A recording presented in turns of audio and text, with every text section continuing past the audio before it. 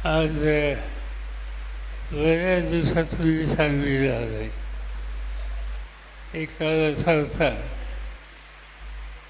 की सांगलीला माझं जाणं येणं नेहमी असायचं. अनेक सहकारी होते, काही हयात आहेत, काही हयात नाहीत. पण सांगलीचं नेतृत्व आता नव्या पिढीच्या हातात आहे. निवडणूक झाली, अनेक निवडणुकींना सांगलीच्या नागरिकांनी सतत आम्हा लोकांना पाठिंबा दिला. सांगलीच्या विकासामध्ये सहकार्य केलं. या ठिकाणची शेती संपन्न व्हावी यासाठी एकेकाळी नदीमध्ये बंधारे बांधायचं काम सांगलीपासून सुरू झालं. नंतरच्या काळामध्ये मालेगाव सहकारी साखर कारखाना असो, अन्य संस्था दूध संघासारख्या असोत, या सगळ्यामध्ये सांगलीचा वाटा हा मोठा वाटा होता. सांगलीनं नेतृत्वसुद्धा केलं. मालेगावचे चेअरमनपदी चंद्रकांतच्याकडे जबाबदारी होती. अनेकांनी त्यांना साथ दिली आणि या भागाच्या एकंदर शेती व्यवसायाच्या उद्योगाला हातभार लावण्याच्यासाठी सांगलीची मदत ही नेहमी राहिली आणि त्यामुळे सांगलीचा नावलौकिक हा सर्वत्र आपल्या भागामध्ये आहे. लोकसभेची निवडणूक आली, याच्या आधी अनेक निवडणुकीला मी स्वतः उभा असेल. मला सुरुवातीच्या काळात प्रचारासाठी यावं लागलं, पण नंतरच्या काळामध्ये मी प्रचाराला सुद्धा इथं कधी आलो नाही. आणि मी आलो नसलो तरी मत द्यायला तुम्ही कधी चुकला नाही. नंतरच्या काळामध्ये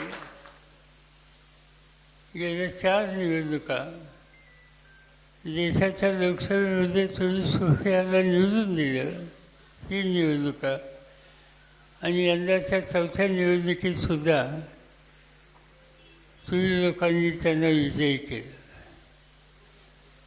यावेळीची निवडणूक ही देशाचं लक्ष असलेली निवडणूक होती. महाराष्ट्रात कुठेही गेला तर चर्चा असायची बारामतीला काय होणार. दिल्लीमध्ये गेलो तिथे चर्चा बारामतीची, परदेशात सुद्धा चर्चा बारामतीची. आणि लोकांना चिंता वाटायची. पण ज्या वेळेला मतपेटी मोजली त्यावेळेला बारामतीकर आपली वहिवाट जिथे त्या वहिवाटीच्या बाहेर जात नाही,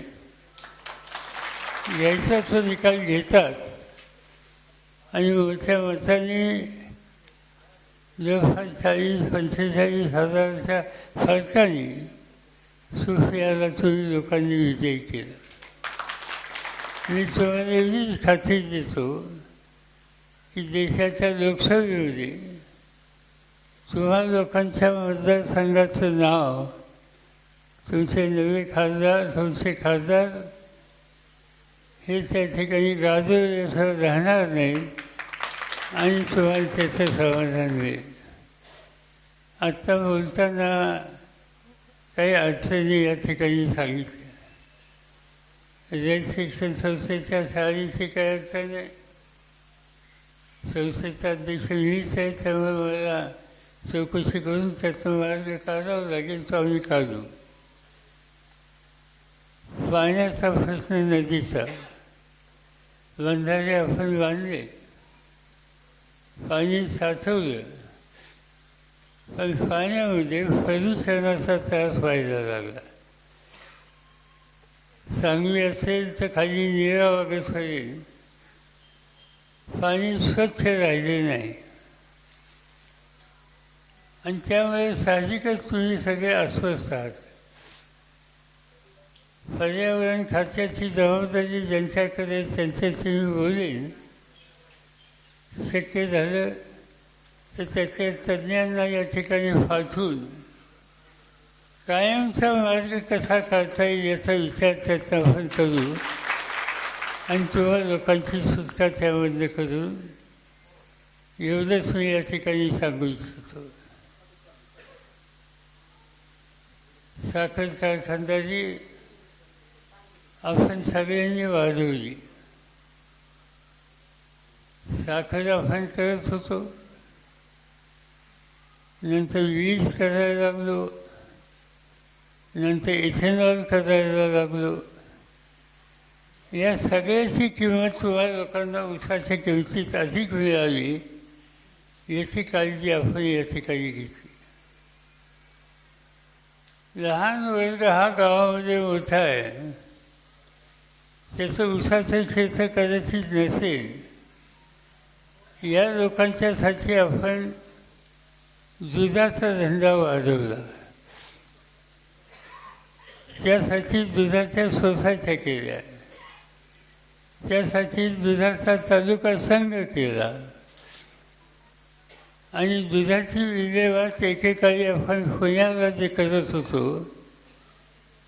त्याच्यात बदल करायची गरज हे लक्षात आल्यावर बारामतीला दुधाची पावडर तयार करायची डायनॅमिक्स नावाची एक मोठी कंपनी अमेरिकेत आणून आपण उभी केली आणि त्या दुधाच्या पावडरपासून चॉकलेट असो, अन्य मिठाई असो, त्याचे 3 कारखाने बारामतीला उभे केले.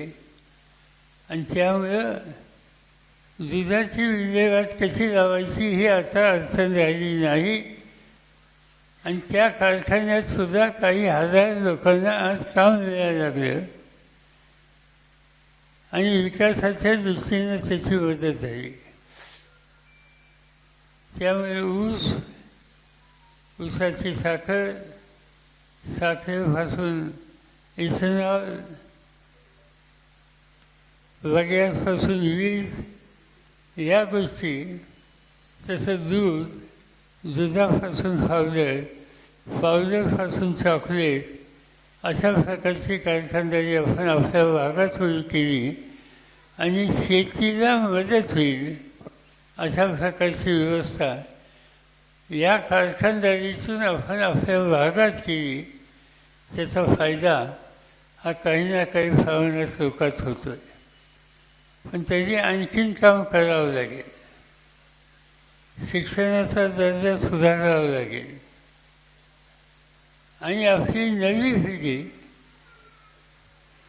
ही वेगवेगळ्या क्षेत्रात पुढं कशी जाईल याची काळजी घ्यावी लागेल. आणि ते काम करायचं असेल तर आपल्याला एका विचारानं पुढची पावलं टाकावी लागतील. मी तुम्हाला खात्री देतो की कोणाचा किती विरोध असला तो विरोध तुम्ही लोकांनी लक्षात ठेवला नाही. मी बऱ्याच दिवसातून या वेळेला तालुक्याच्या गावांच्या मध्ये जातोय आणि लोक गावचे सांगतात की निवडणुकीमध्ये काही लोकांचा विरोध खूप झाला. विसरून जायचं, लक्षात ठेवायचं नाही. सुधाचं राजकारण आपण कधी करत नाही. पण एक गोष्ट बारामती तालुक्यात जनतेने सिद्ध केली, नेते गावाचे होते त्यांचं दुकान काही चाललं नाही. सामान्य माणसं जे आहेत, साधी माणसं आहेत, लहान शेतकरी आहेत, कष्टकरी आहेत, कामगार आहेत, त्यांचं दुकान जोरात चाललं. आणि त्यामुळं त्याच्यामध्ये नवी पिढी, तरुणांची पिढी ही फुलाली. या तरुणांच्या पिढीच्या मार्फत गावाचा विकास कसा होईल, प्रश्न कसे सुटतील याच्यावर लक्ष देणं आम्हा लोकांची जबाबदारी राहील, ती काळजी केली जाईल. या सगळ्या तरुण पिढीला ज्यांनी निवडणुकीत पुढाकार घेतला त्यांना ताकद देणं, त्यांच्या फाशीची वर आणणं, त्याचे सोडून घेणं या कामात आम्हा लोकांचं लक्ष राहील एवढीच खात्री या ठिकाणी देतो. तुम्ही लोकांनी स्वागत केलं त्याबद्दल तुम्हा लोकांना धन्यवाद देतो. या निवडणुकीकडं मी मगाशी सांगितलं की सगळ्यांचं लक्ष होतं. आज माझ्याबरोबर एक रशियावरून मुलगा आला आहे, त्याचं नाव पीटर, आणि त्यानं विचारलं कशासाठी येत आहे. ते म्हणलं नाही, गावात तुमच्या निवडणुका झाल्या ही काय पद्धत असते हे बघायला येते. रशियात सुद्धा चर्चा झाली माझा उंचीच्या निवडणुकीची, आणि म्हणून तो स्वतः इथं आला आहे रशियावरनं. काही हरकत नाही. जी चर्चा सगळीकडे झाली तेव्हा एक इतिहास तुम्ही लोकांनी निर्माण केला, त्याबद्दल तुम्हाला लोकांना धन्यवाद देतो. आणि पुढच्या गावाला जायला तुम्हाला लोकांची परवानगी घेतो. नमस्कार. एबीपी माझा, उघडा डोळे बघा नीट.